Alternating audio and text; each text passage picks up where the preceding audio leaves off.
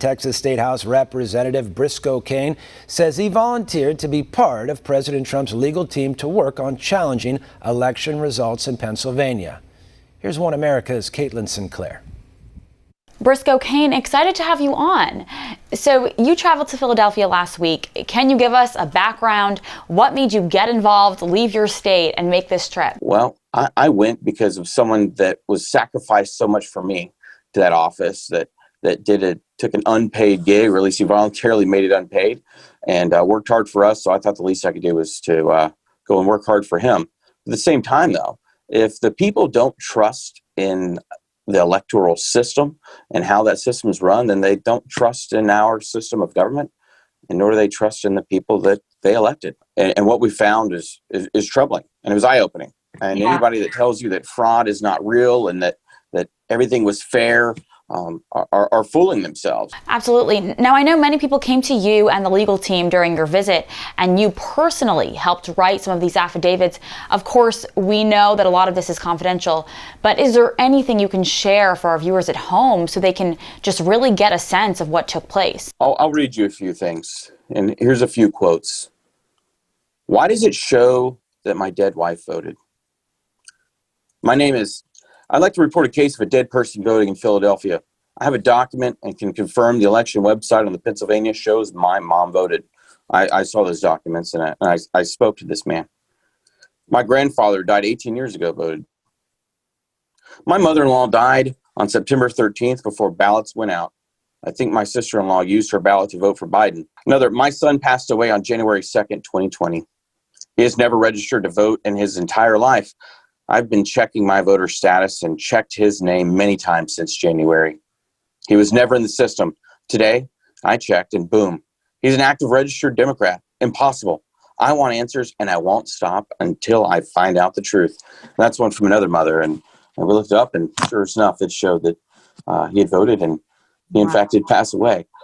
However, the mainstream media and the state's attorney general was quoted saying there is no proof that any deceased person voted in the 2020 election. Speechless. And the media is wondering why so many are upset. Now, expanding off what you just said, I understand. In 7 blue counties across the state of Pennsylvania, voters were being contacted by Democrat candidates and outside organizations saying that their ballot had been canceled, come down and fix it, even though the Supreme Court in that state says it is illegal to open ballots before Election Day. And then, of course, in the other 60 counties, Republican counties, voters were not able to fix their ballots. That makes sense, right? Did I leave any details out? No, it's an interesting one. Maybe I can add to it and make it interesting. One of the lawsuits I actively, about this curing issue, actively recruited some of the plaintiffs on it. What was occurring is there are small issues, technicalities with their mail-in ballots.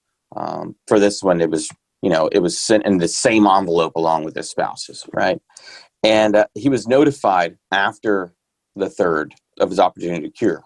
Meaning, the law, they're supposed to be told that it was been canceled, and the website shows that he had mailed it in sometime in early October and that it was received. So they knew of the cancellation much sooner, and they're being told after the fact. Now, which is crazy because obviously you can't cure. In other instances, people were receiving emails or text messages at 7:45 p.m. Hey, you got 15 minutes. There's a problem. You need to go cure your ballot.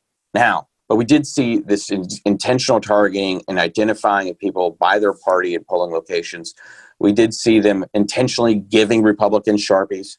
Now, some of that's not a big deal, but in a county with a two-sided ballot where we witnessed them intentionally targeting Republicans with those, you can only wonder how bad it is of doing that. And they know who people are. A lot of us are wondering. So you had the counties that they knew were more red, and now they've just disenfranchised so many people. I wish we had more time, but quickly, do you have a message for the American people as far as how this will go? Well, there's one thing, if it happens to get added in, if you're an attorney, reach out to other attorneys that you've known of doing this, or reach out to the Trump campaign and let them know that you are willing to give some time. Right now, we are shifting to essentially a virtual workspace. We do need help in Georgia and other areas, and you You can do it from your home.